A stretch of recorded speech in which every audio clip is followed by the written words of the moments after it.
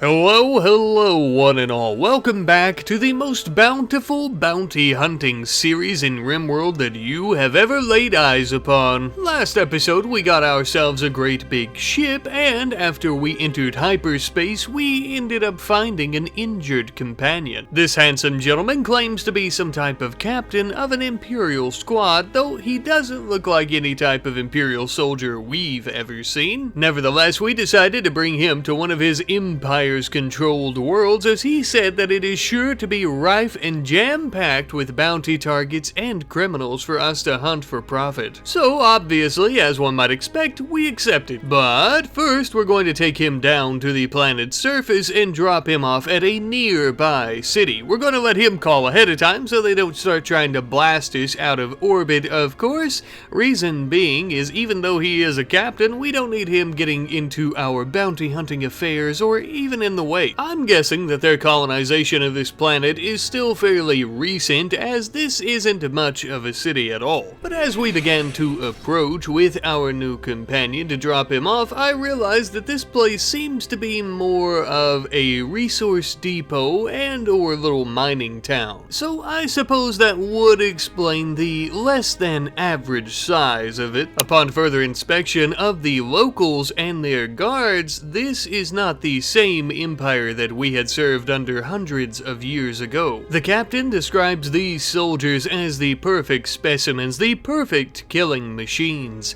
Apparently, they are all clones. Quite interesting, I'll say, although we're a bit more worried about our own business on the planet, so we would bid the captain farewell. Hopefully he stays out of trouble this time, like getting killed by chaotic forces that are beyond human comprehension. Back into orbit we go, though, around the planet. That way we can connect and survey this planetary warrant system to look for our next bounty target. But first, for the heroic mission of rescuing the captain, I think we've earned ourselves a nice beverage. Alright, that's enough of that. Let's get back to work. It's time for us to make the bacon, baby. Let's see, what do we have here?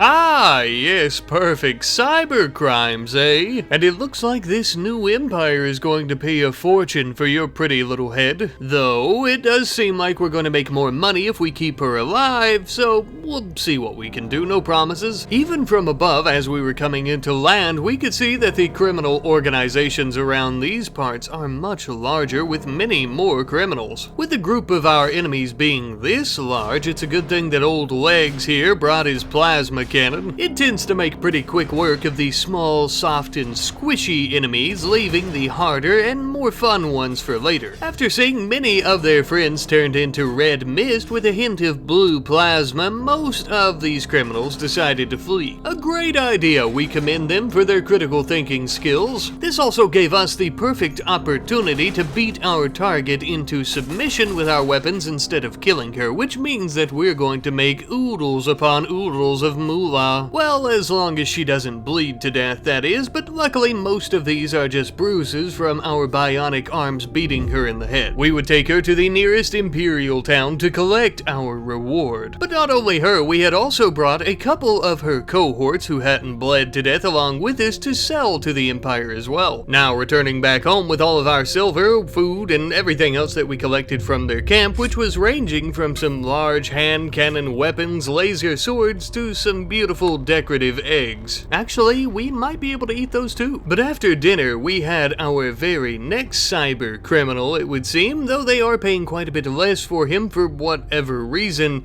It seems that he has some very unique looking armor, similar to that of the captain. I'm sure this will be a cakewalk. What's the worst that could happen? This fight would be much of the same. Many of the same band of criminals that was protecting the last cyber criminal appears to be protecting this one. They're probably in cahoots. However, Legs was severely injured during this battle. We had no time to rescue him and only enough time to pick up his plasma cannon to try and protect him and ourselves. We were making very quick work of the criminals, maybe a little too quick of work, as they began to flee the area, including our target. In a desperate attempt to try and stop this at any cost, we used our jump pack to jump right next to him and begin trying to stab him with our combat knife, but His armor was far too durable. We wouldn't even make a scratch on it. Hoping to get enough distance between us to use our plasma cannon, he ended up escaping, unfortunately. On the bright side, we were able to return to Legs in time and begin tending to his wounds to ensure that our little pal here didn't end up dying, but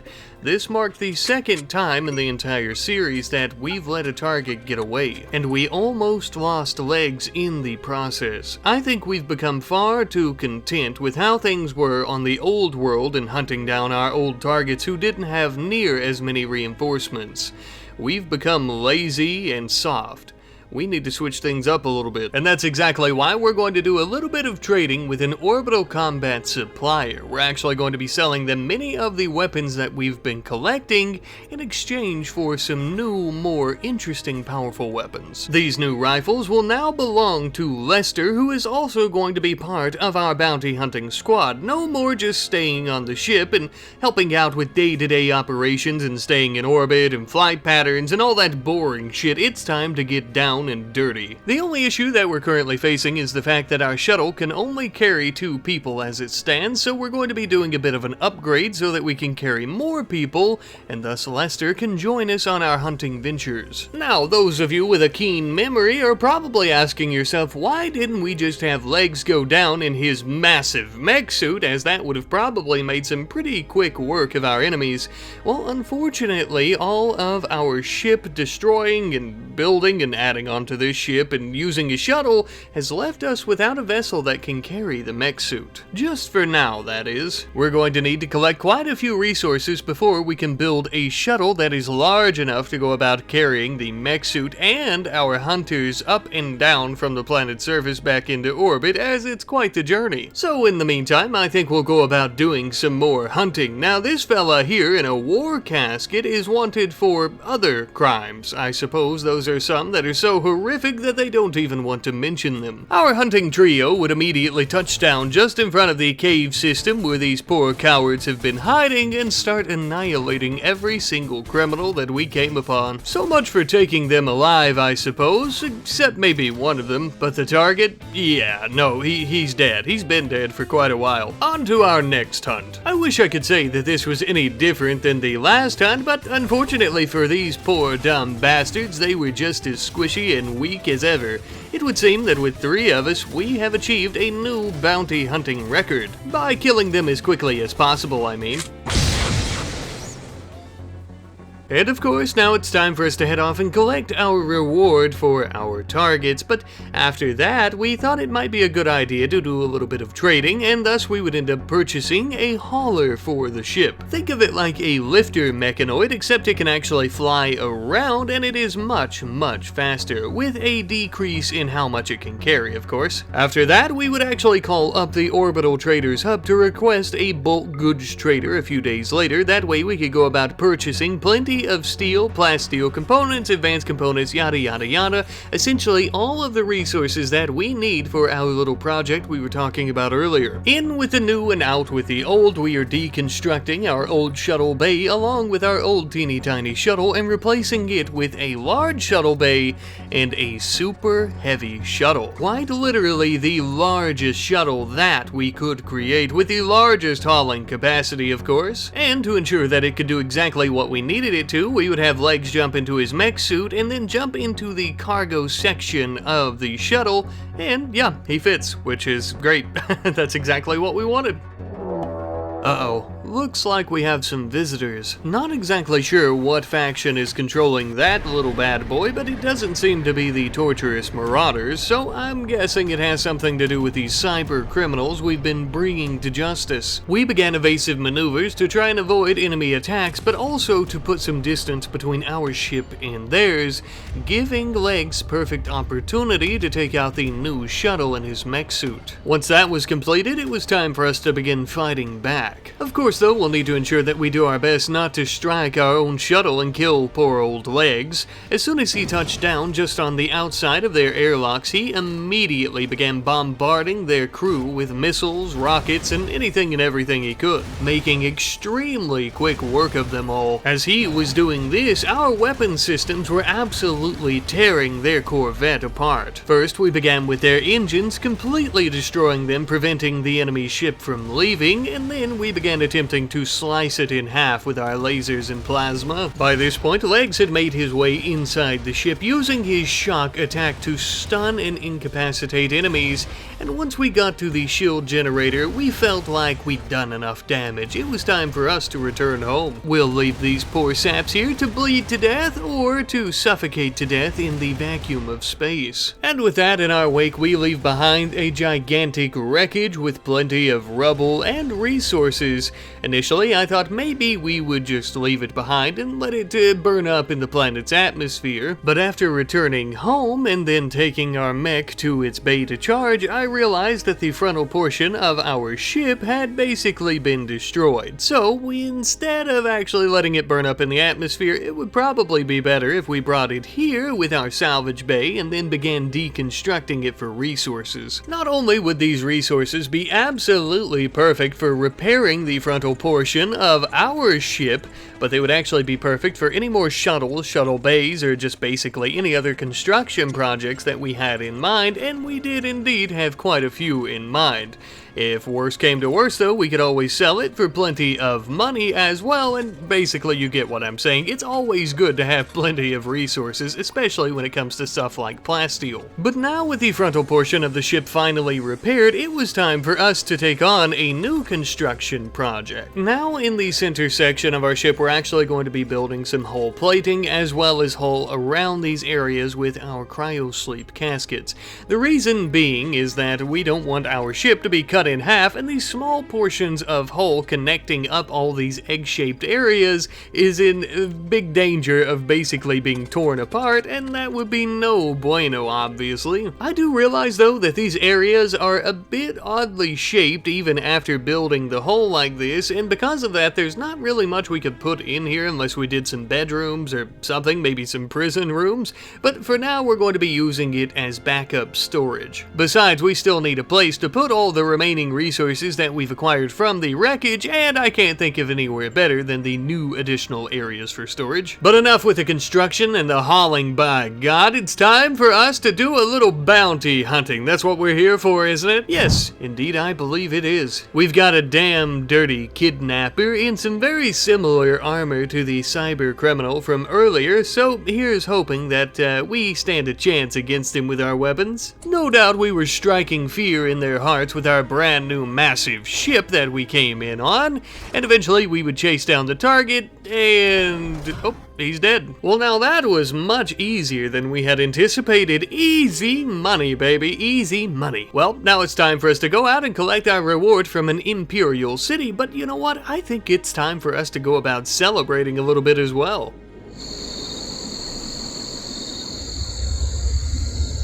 Ah yes, the beautiful jungle city. Now it's time to see if they have a place so we can wet our whistles. Ah, a bar, just my kind of spot. I'll go in while Legs stands guard outside in the mech suit just in case there's any trouble. This place was bumpin'. We came straight up to the bar and ordered a fine glass of the tallest. But now with my thirst quenched, I really wanted to gamble a little bit. As I approached the poker table, however, I recognized a familiar face. The captain that we had rescued. I suppose it is such a small world after all, eh, Captain? We had a bit of a brief conversation where he congratulated me on my efforts to clean up the planet with our bounty hunting. Apparently, we're becoming quite famous here as well. Little does he know we're not doing it for the fame, but simply for the money. Either way, though, he said that there might be a possibility in our future to work with his emperor and their empire full time. Some steady work like that for a government is something that we would be interested in most definitely, but he also told us about something else. The organization known as Void has begun setting up footholds here on this planet, as they do with many other planets controlled by the Clone Empire. Not to worry though, as I think their armies can handle this.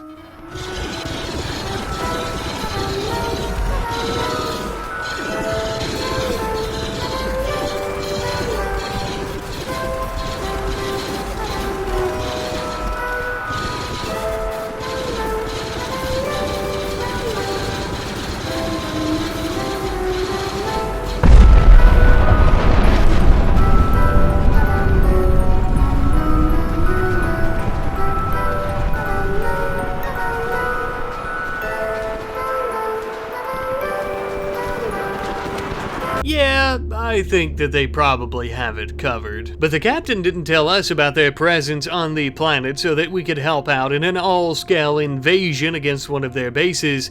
No, he told us about it because there are sure to be plenty of bounty targets, such as good old Toxin here. Now, Toxin is the type of associate that the organization will send to a planet preemptively to begin prepping it for their arrival. So in other words, he doesn't hide at the bases, he's the one that helps set them up initially. And more importantly, he is worth a lot of money. But taking on a foe like this is going to be absolutely insane. So before we do that, I'm going to do a little bit of trading to fix my eye by purchasing an Archotech eye. This might seem a bit silly, but we are going to need all the help that we can get, and that does include having sight in both of my eye sockets preferably. God forbid we miss when shooting at a void associate like Toxin, because if we do, we might not get another shot. After receiving intel from the Empire, we were able to track down his location, and we plan on bringing our entire ship on this hunt with us. Not only are we going to need all the firepower from our crew, but even from our vessel itself. This is the furthest thing from a small task. After landing, our sensors immediately picked up our target and his entourage of void associates and bodyguards. There were more of them than we had initially anticipated. One void associate is hard enough, let alone 5 or 6. But without hesitation, we let her rip.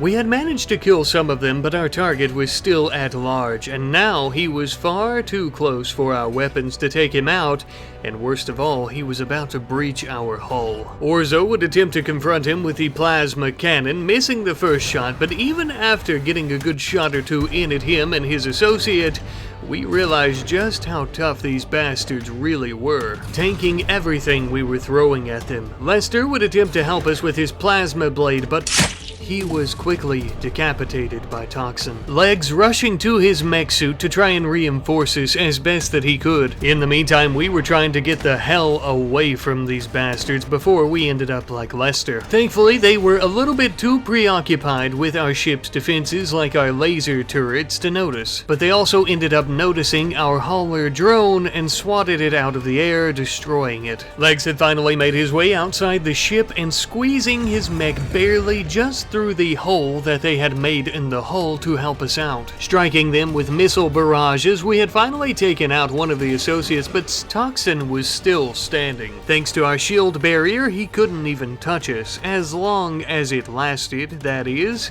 Luckily, after firing at him for several moments, he eventually would catch on fire, and then we actually lost track of him. We could no longer find him anywhere inside the ship, and after putting out the fires that had been started, I realized that he had actually burned to death. And with his charred corpse lying next to our shelves, this battle was finally over. We need to get him off the ship ASAP and take him in for our reward before he revives, because sometimes that happens, and I don't think we could kill him again, to be honest with you.